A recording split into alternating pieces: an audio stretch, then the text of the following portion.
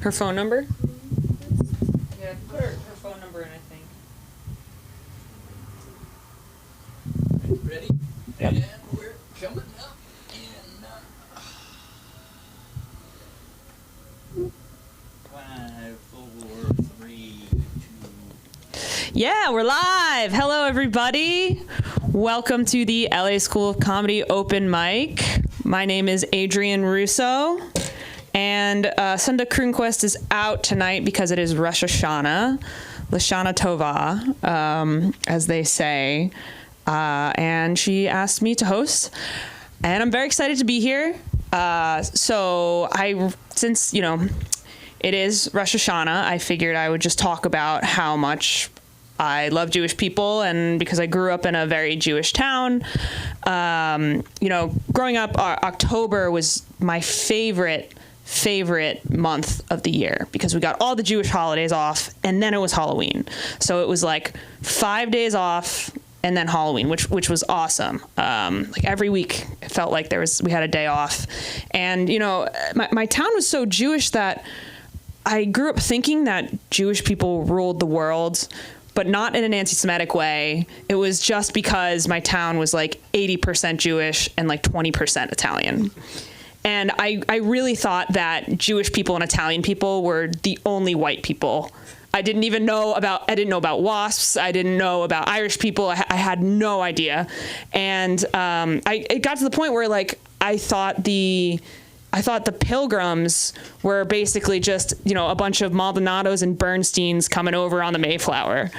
And, I would just have this vision that we would talk about the first Thanksgiving, and I would just imagine, like Nunzio and Levi breaking bread with the Native Americans on the first Thanksgiving. But, and what was interesting, right, is because my town was so Jewish, I was the only house on the block that had Christmas lights. It was almost like I was a beacon of hope for, my family's house was like a beacon of hope for Midwesterners who were scared and thought ketchup was spicy because they had no culture.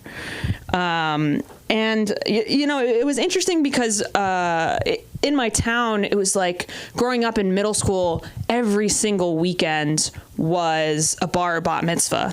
And if people didn't get invited to other kids' bat mitzvahs, people were getting shanked left and right. Like, people were really, really mad. But when I would go to these bar bat mitzvahs, I found that, the whole idea of having one is that you're considered an adult in the Jewish faith. And the themes that they would have to celebrate this were always so played out. It was like sports or movies or just like a color. But if you really think about a good theme for something that is celebrating becoming an adult, I really think one of them would be like spraining your ankle and then having it hurt for the rest of your life, or like telling all of your friends that you're trying to start, a D&D group, and for some reason no one can ever meet up at the right time, or going back to your parents' house for the holidays and regressing back to your 15-year-old self, despite the fact that you've done all of your therapy homework and you've read tarot cards to deal with any unprecedented event or a breakup. But I don't know. And you know what they say about Italian people and Jewish people, and I have so much love for Jewish people because we're so similar. Being Italian, right? Like the what I've heard is, with Italians and Jews, it's same firm, different division. Same letters, different font. Same gastrointestinal issues, different symptoms. And we really have a lot in common. I think Italians and Jews, we're both loud. We both love food. Our parents will make us feel terrible if we don't go to law school or medical school. And, of course, we've got these incredible overbearing mothers with an unbelievable amount of internalized guilt and shame that they'll put on you. And that'll just, run down generations and generations, and it'll never stop. And my grandmother herself, she was very overbearing. She always wanted to know if we were dating somebody, who we were friends with, and she would do it really subtly to make sure that they were Italian or Jewish. She would accept a Greenstein. She wasn't the happiest about it. She preferred, she preferred, I don't know, I'm trying to think, Di Lorenzo, but it is what it is. But I remember one time I told her that I had a friend that I had made on the soccer team, and her last name was Gupta, and my grandmother immediately was like, so when are you going to church? You're coming to church with me. Because she was just so, overbearing and just, and for the longest time, my grandmother just really, I think, also wanted her children to assimilate and become wasps. That's what she always wanted. And I think it was because growing up, apparently, her family was spit on for being Italian because there was a lot of anti-Italian sentiment. And now that I think about it, it's interesting because now I'm spitting on people, but in a completely different context, and they're asking me to do it, and everyone's having a good time. So, oh, how the times have changed. And I just want to end it with this. My dad actually married a Latina. So I would have loved to have been in the room when my grandmother found this out, right? I'm sure as soon as my dad said, I'm dating this woman and she's from Venezuela, I'm certain my grandmother would have been like, and how the hell do you think you're going to join the country club now? I can't believe this. But, when my grandmother first met my mother, apparently, my grandmother, in her very sort of way that she sort of likes to finesse social situations, was trying to learn more about my mother and, what it was like growing up in Venezuela. And she would say, oh, do you have a lot of food in Venezuela? How are the restaurants in Venezuela? How are the roads in Venezuela? Are you allowed to drive? And then, and my mom was like, of course, what? And then my grandmother was like, do you live in a house? Is the house made of concrete? And then my mom realized that, what my grandmother was imagining Venezuela to be was effectively one of those National Geographic exposés on people who live in the jungles in huts made of leaves and sticks and mud, which wasn't the case at all. Venezuela was and still is a very developed country. It's changed a lot though. But yeah, overall, thanks for coming tonight. And I'm gonna bring up our first comic. This is the funny and talented Lee Shorts.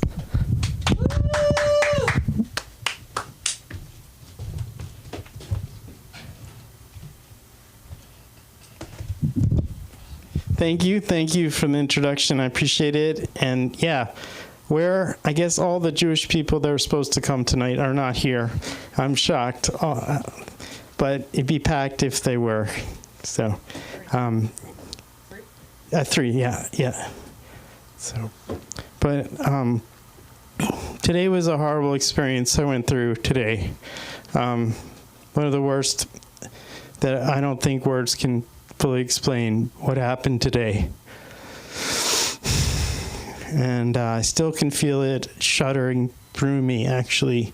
I went to the bathroom, public bathroom, and went right in. It's pitch black. I go in there, panic sets in, try to grab something, and there's not a light, but a timer, and it's like how long it could be. So I guess kind of how long I'm going to take in the bathroom, probably guesstimate poop completion time, 5 minutes. Go with that, turn it on, go in the stall, sit down, and then everything's going together. Then I get a text from my girlfriend. She's saying, I left the door open, the cat's out, the world is ending. It's your fault. I don't know what to do. You're going to have to come back right now and do this. And I'm doing text back and forth, accusation, defense, accusation, defense. Then I'm doing this, and I get so into it, the lights go out.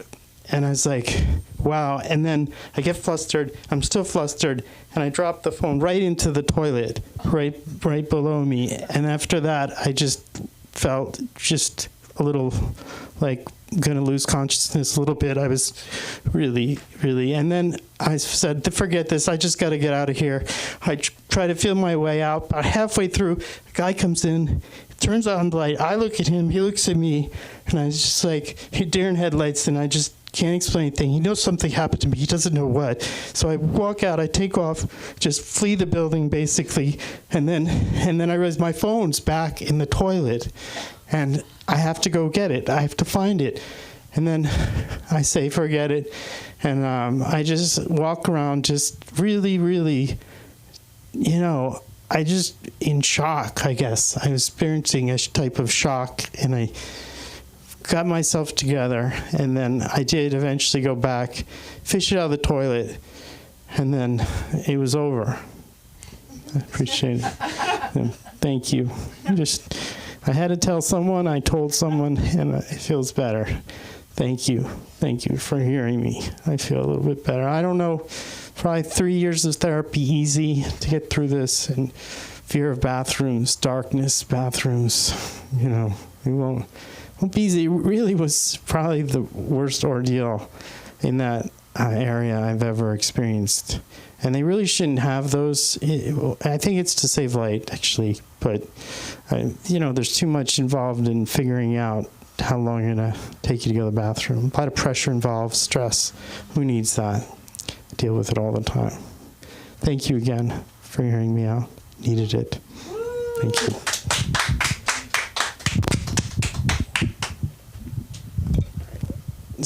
Act 2.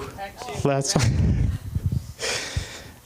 So I've been still trying to become an actor, kind of. And my brother told me about a role that I think I should try out. It's for Naked and Afraid. And I figure I'm a lock, really, because I'm afraid to be naked most of the time. I'm afraid, I've watched the show, and a lot of the fear of my fear comes from because these people I'm scared to see them naked, really. And so I can be afraid, and I can be naked, or I'm naked about being afraid. I won't have to practice too much. And I don't know what they're going to ask me. Probably they're going to say, get naked, I guess. I don't know. And then show me afraid, and I could be afraid. And that's easy as that. And then they'll call me up and say, you got it. You seem very afraid, and you can get naked and be in the jungle, which is, I don't know. I've watched that show. It's awful. It's a horrible show, And then this show did really well, so now there are all sorts of spin-offs of naked people doing naked things, and it's a reality show, and they have naked dating, and that's not reality. No one does that. And no one really goes naked into the jungle either, unless they're crazy, I guess. I don't know. And then there was naked house hunting, and I've seen all these, because, I figure, how many things people can do naked and be interesting, so I watched it.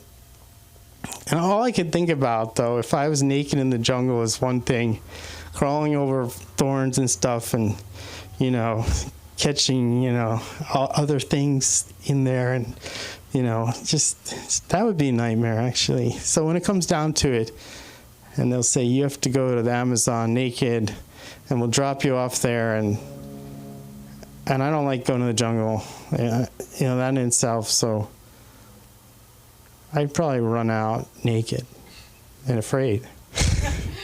They'd pick me up. That's it. Thank you all. Lee.Schwartz. 585 backwards and forwards, and 1, 2, 3, 4. Got that? All right.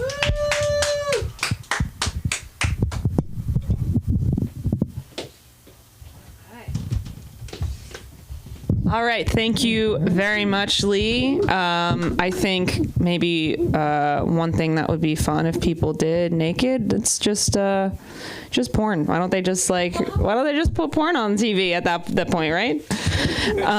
All right, so give it up for our next comic. This is the lovely and talented Ileana. Woohoo!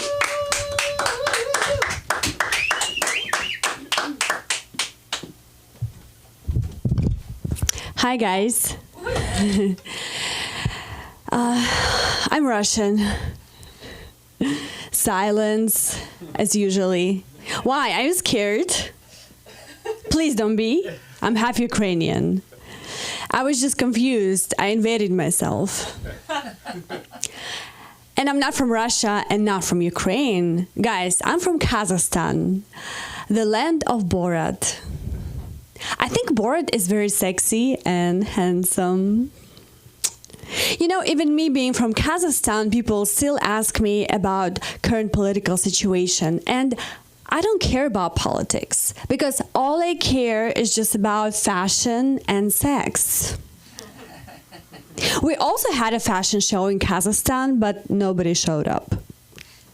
For the last 5 years, everybody has been wearing exact same costumes that are made by the famous Kazakhstani designer that you all know, Kudabirgen Kutebay Ole. You look at me like you don't know this guy. Really? Oh, you know Chanel, you know Prada, but you don't know him. Really? He made incredible things for women, like burlap sacks. The birth rate went up after that in Kazakhstan. Women started to feel sexy, finally. I'm wearing a burlap bra right now.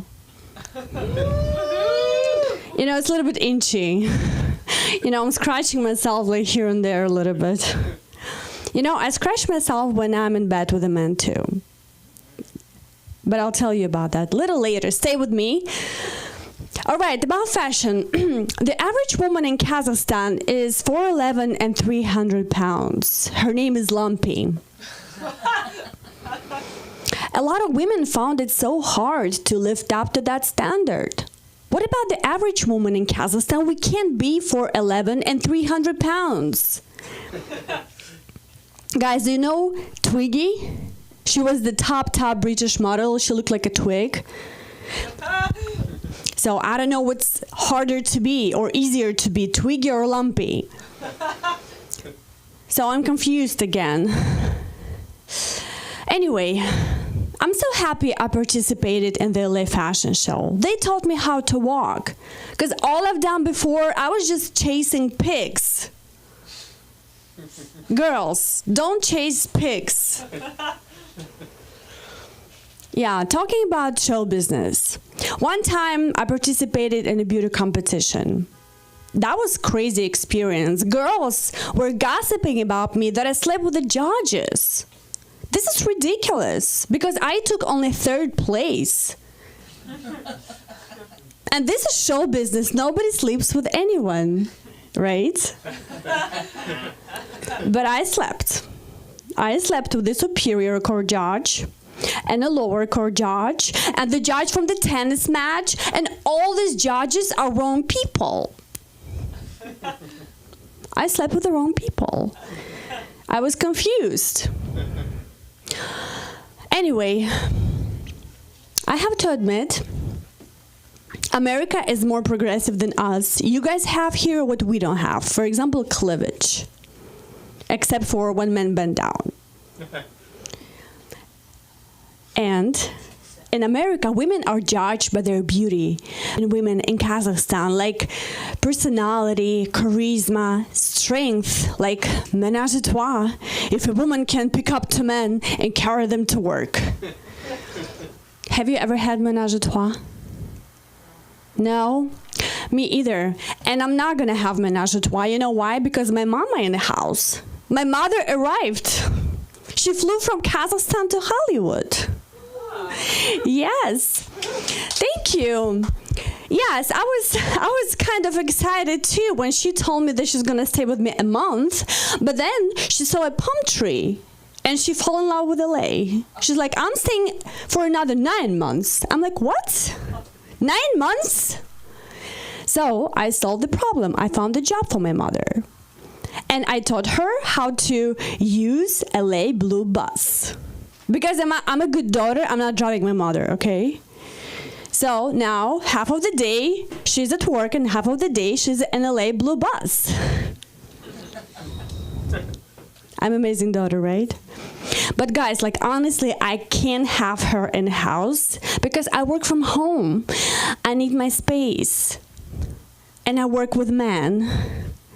And I work with video cameras. I can't have her in the house. Guess what I do?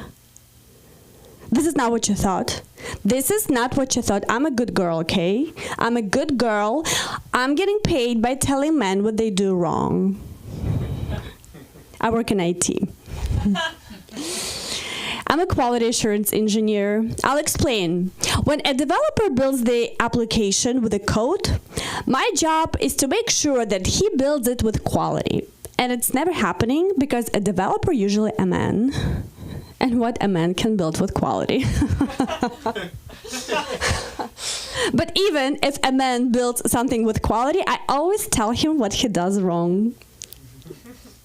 I'm single.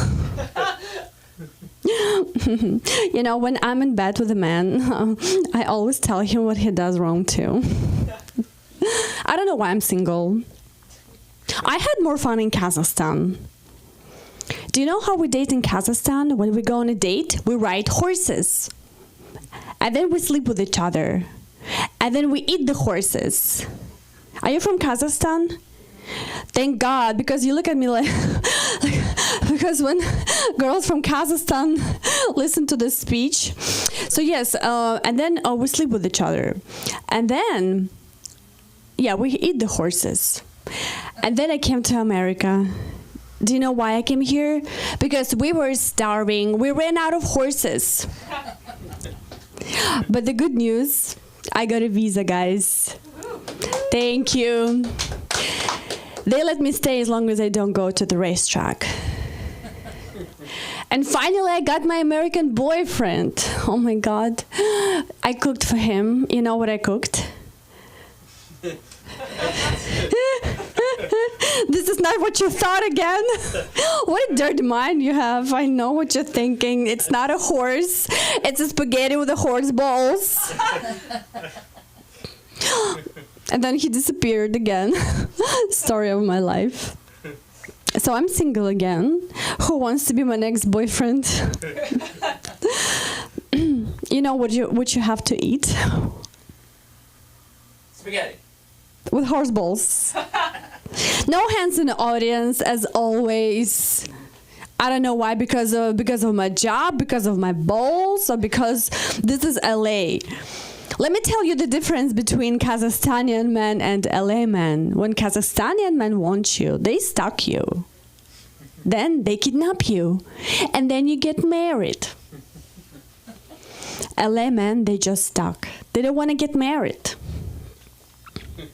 And there is another difference between Kazakhstani men and LA men. Kazakhstani men, they hung like horse. You know, we don't have condoms in Kazakhstan. We use trash bags. You look like you had experience with Kazakhstani men. Me? Yes. I look like I have experience with a lot of them. So, and LA men, they're average. You know why they're average? Because they're all vegans. Any vegan people in the house? No. Thank God. Because like every time when I see a vegan person, I want to feed this person. I'm like, hey, take a carrot and two nuts. Okay, guys.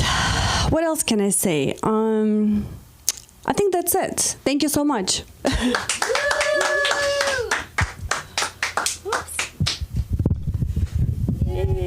Thank you so much. Thank you, Ileana. All right. Wow. Yeah, vegans, they sure are something. I've always felt like they smell bad. I don't know. I just, maybe just because they're eating way too many things that are making them gassy. I don't know. But okay, so next we have the one and only Erin McIntyre. Woo woo!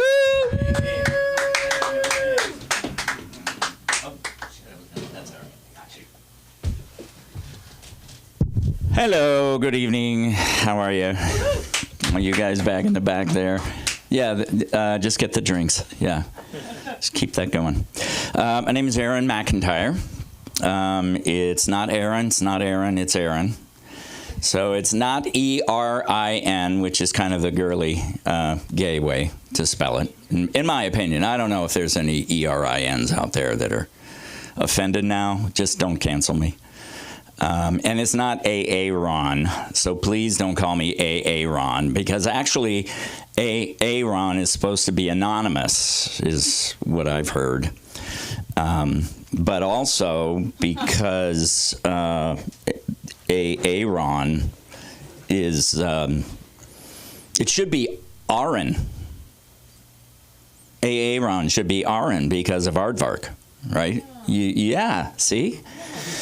So that would differentiate, but no, my name is Aaron. It's A-E-R-O-N, which is very exotic, I thought, when I picked the name. So I picked it out of the Kabbalah. The Kabbalah helped me find my name. So if you want a good name, just go to the Jews, right? Because they got great names, you know, Ishmael, and because it's the Jewish holidays, and I'm doing that. You know, one of the things is Naked and Afraid, because I would love to be on Naked and Afraid, because I'm not afraid to be naked. As a matter of fact, no, I'm not going to do that. I won't do that. So, yeah, see, I was going to bring my little cheat sheet up, but I didn't. So, let's see here. Oh, I'm bipolar. Yeah, thank you. Thank you very much. Which I don't understand why they changed it from manic depressive to bipolar. I think it was the maniacs and the depressives were getting triggered somehow. I don't know. But now it's bipolar, which I think is worse, because it actually seems like you live on both poles, right? Kind of like bicoastal, you're bipolar, so you live on so you got to fly back and forth between the two poles, which I think is ridiculous. It doesn't happen a lot. And also, I don't know if you know that the North Pole doesn't have any penguins. All the penguins are down on the South Pole. And I figured out what it is. It was that Santa had to kick them all out because the elves kept wanting to fuck them. And, so they weren't doing their toy-making duties, and there were all kinds of really strange venereal diseases and really strange-looking penguins coming out of that meeting, so he had to get rid of them. I also have ADD, which everybody has from what I understand, because every person I say I've got ADD, they go, oh yeah, me too. So everybody's ADD, that's fine. I don't mind sharing that disorder with other people, because I forgot what I was going to say. No, I didn't. That was just part of the ADD. And I also, what else do I have? I've got hot dogs! Oh, I'm sorry. The Tourette's. But, I'm safe. I'm medicated. The Tourette's, I can't get rid of. They've tried everything. Lorazepam and Pam. They've tried everything. And it doesn't work. And I'm also a big pussy. So, I'm the biggest pussy you'll ever meet. I cannot stand pain. How about you, Lee? You seem like a person who does not like pain, right? I have never had anybody call me anything or do anything that I would feel like I want to hurt my fist. It doesn't make sense to me. Never did, never will.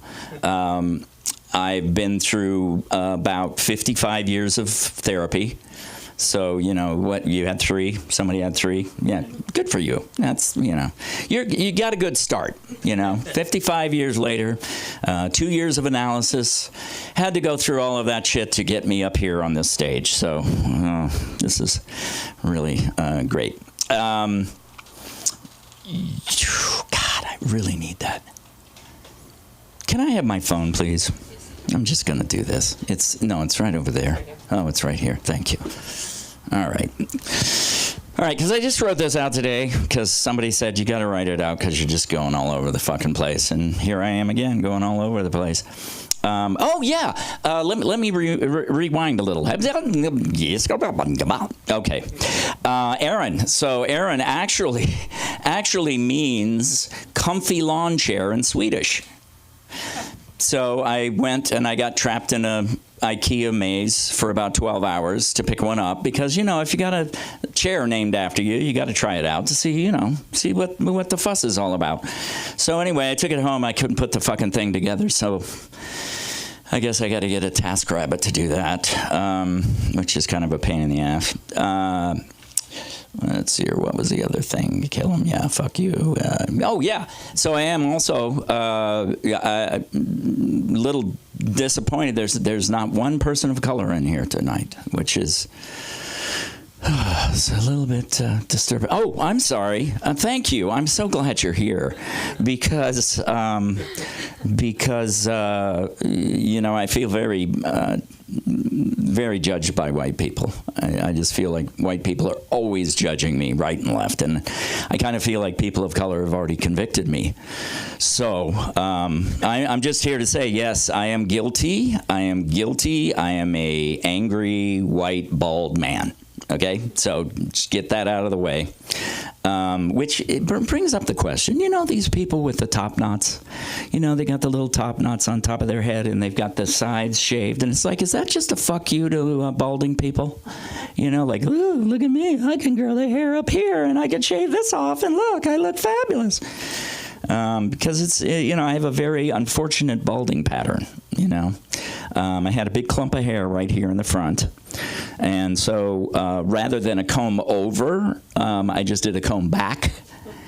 The problem was every time I went out in the wind, it was like, you know, one of those little balloon guys that are outside the car dealerships, you know, just doing that shit. So I decided to just shave the shit off. I have been, yes. Just so you know, all of you fucking people out there who are white, who are saying that there's cancel culture, that we're all being canceled, what a bunch of pussies. You're bigger pussies than I am. You think that your culture is being canceled? White people have no culture. There's no culture, except for like, you know, ooh, let's see how many instruments we can put into an orchestra to, you know, do classical music. I mean, that's all they got. Either that or lawn chairs and beer and, you know, MAGA hats and all that shit. That's the culture they want to protect. But, you know, people of color have culture.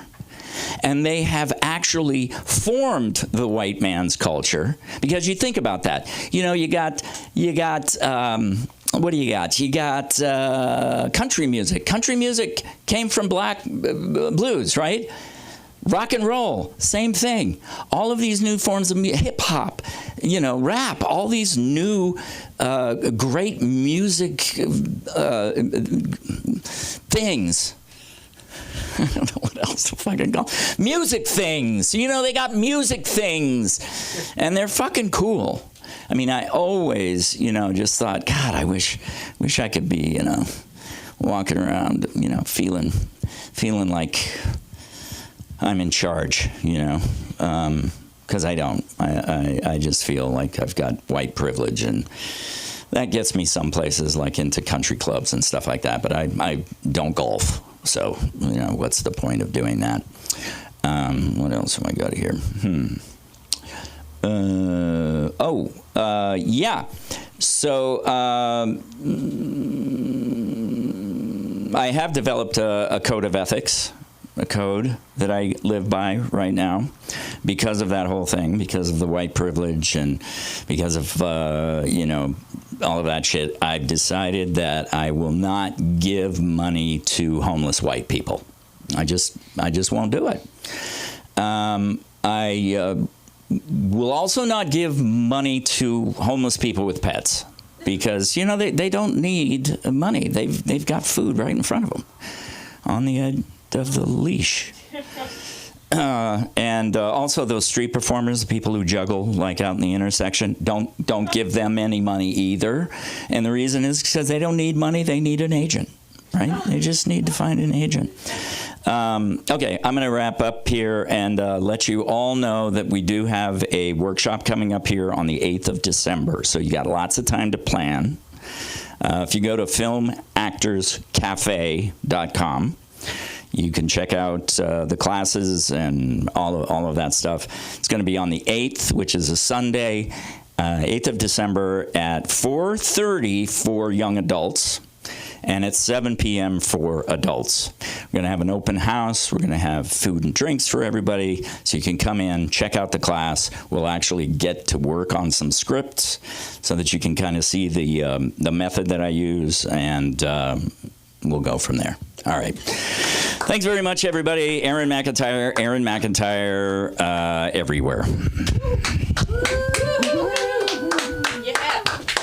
All right, give it up again for Aaron McIntyre. Aaron, I don't think I need to go to that actors workshop because I acted straight for 22 years of my life. All right. Anyway, let us give it up for our headliner, the last comic of the evening, Jessica Gutierrez. Woo! Shana Tova, everyone. Shana Tova. How are we? Good.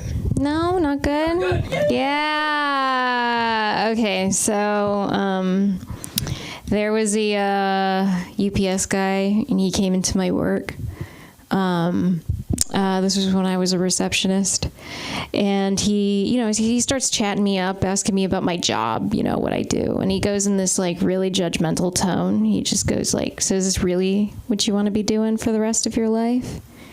And I give him an honest answer, I'm like, no, but I'm still figuring things out, and he asked me like, how old are you?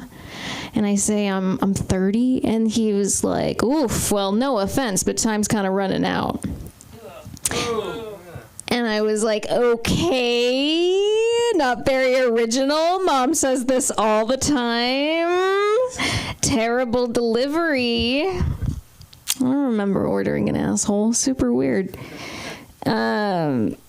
Yeah, here's the thing, is that I told this to my friend, and he told me that the guy was probably negging me. Have you heard of this? Negging. So it's like they insult you, but it's like they're covering up the fact that they're like trying to flirt with you. But he did it wrong. He went too far. He really overshot that, I think.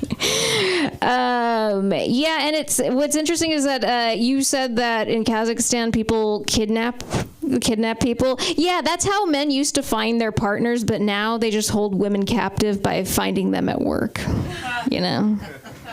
So that's an interesting observation I made. Interesting is up to you. Okay, so anyway, Bethany Hamilton was in the news recently. I don't know if you guys remember her. She was like that really pretty blonde surfer girl whose arm was ripped off by a shark when she was a kid. Yeah, so she's in the news because it turns out that she's a transphobe. Yeah. When I heard this, I was like, did that shark take your heart too, you bitch? And the weird thing about this is that all of her supporters now are just conservative, and the joke's on her because they don't give two shits about disabled people. They prefer their transphobes to have two arms. So joke's on her. Anyway, I was thinking about this because everybody was really crazy about the Bethany Hamilton story when I was a kid. And I was mauled by a dog when I was a kid, like pretty severely. I got you can feel my head after this, but it's it fucked me up. Yeah. And but the shark makes a good villain. Nobody likes sharks. But when I tell people that I was mauled by a dog, they go like, oh my God, what happened to the dog? And I'm like, it got put down, and they're just like, oh, that's too bad. And I'm like, I know, but I was a kid, and that's the only time people care about women, kind of, you know? Unless you're a white woman, look up Bethany Hamilton right now, and the first thing that comes up on Google is, did they find the shark that bit Bethany? Like, it's been 20 fucking years, and they still want to know if someone, like, stopped and frisked every shark in the water. In the ocean? You asked if they went searching for them in the whole ass ocean? It's so weird. And they did. They found it. Anyway, I mean, it wasn't her fault. It wasn't my fault either. But it's okay. The owner of the dog, she never apologized. She was a real fucking bitch about it. She really put the blame on me. But it has this has a happy ending, all right? She died of cancer. The owner. Dog was put down. And I lived. So, fuck them. Anyway, so I was watching this documentary on Jonestown. Have you guys heard of Jonestown? Yeah, it's if you don't know, it's a suicide cult that the U.S. had in like the 70s. Like some guy, Jim Jones, he convinced 700 people to kill themselves. Yeah, at the same time. And anyway, I was watching this, and they said that one guy got kicked out before they all killed themselves. And I was like, damn, how much do you have to like fucking hate someone to kick them out of your suicide cult? You know, like they just dropped him off at some town in the car. Like he was so annoying. They drove him to live, you know, crazy. Anyway, the thing about Jim Jones is that he had a lot of hustle. And I've noticed that with terrible people and like perverts, they have so much hustle. You really can't beat it. Like I was watching this documentary on John Wayne Gacy. I don't know if you guys know of him. He was like a serial killer in the 80s. And I was watching this, and this guy had a family, a full-time job. He was a community leader, an artist. And he still killed multiple people a day. And I was like, then I should be able to find the time to exercise. I should have no excuse, you know? And he's I think about that. I'm thinking about that. There's like a dress that used to fit, wouldn't zip up. And you know what I think? I'm like, you know how fucking hard it was for John Wayne Gacy to fit 28 bodies in his house, and I can't fit one fucking body in this dress? Nuts. Anyway. But you know, the thing about it is that, like, here's the thing. Everyone is saying that, you know, to get hustle is you just put blood, sweat, and tears into it. No. The answer is come. You gotta find something that makes you come and that everyone else hates that you're doing it. That is the fucking key. You know. I mean, I love stand-up, but, you know, it's never made me, you know. The only thing that's gonna finish here is this set, you know. So, you take that with you. I saw my grandmother recently. I don't really like talking to her. You know, she's really changed. She's got dementia now. No, not that. Okay. I'll get rid of that. Anyway, okay, so it reminded me of The Notebook. Have you guys seen The Notebook? I watched it for the first time, and so it has an Alzheimer's patient, and with like her husband, right? And they're like patients in a hospital, but they're separate, and they're in separate rooms, right? So the husband, he wants to see his wife one night, and this nurse, she lets him go. She's like, all right, I'll let you break the rules and see your wife, because they're so in love, you know? And so he goes in, and the wife is like holding him, and she's like, do you think our love could take us away if we tried? And they died together, holding each other in the middle of the night. And I saw this, and I thought, damn, that nurse is fucked. You know, that had to be like her worst case scenario.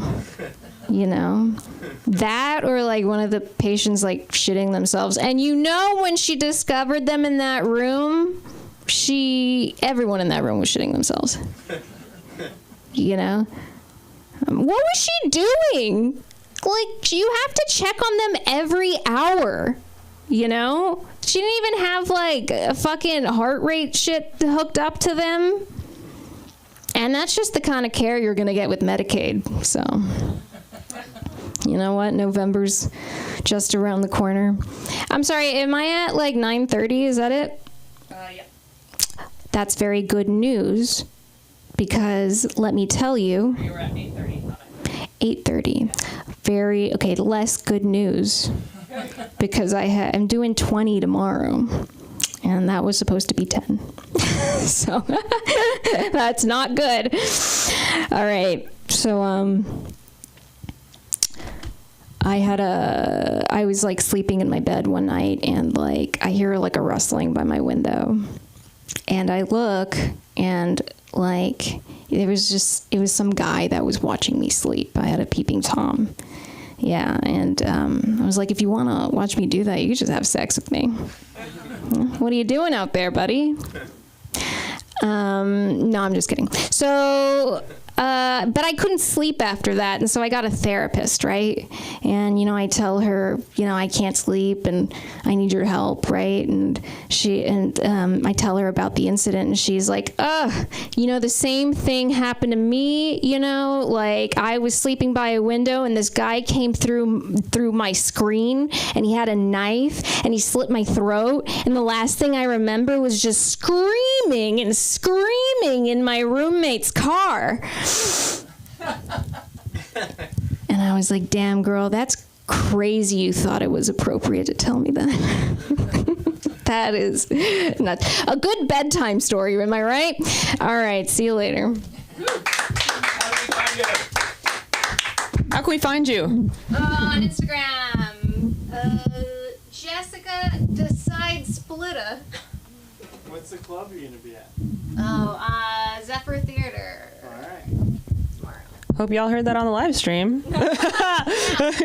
All right, well, everybody, thank you so much for coming tonight. Thank you for watching at home. If you did the one viewer I saw, if you want to come by back and do another open mic, we are here Monday, Wednesdays, and Fridays at 7 p.m. This is the LA School of Comedy. My name is Adrian Russo. You can find me at Adrian Russo Comedy on Instagram, filling in for the one and only Sunda Quest. Shana Tova. I don't know. I know there's like a bunch of other ways to say that. I asked my friends. But yeah. Okay. Have a good night, everybody. Ciao. Ci vediamo. Good night.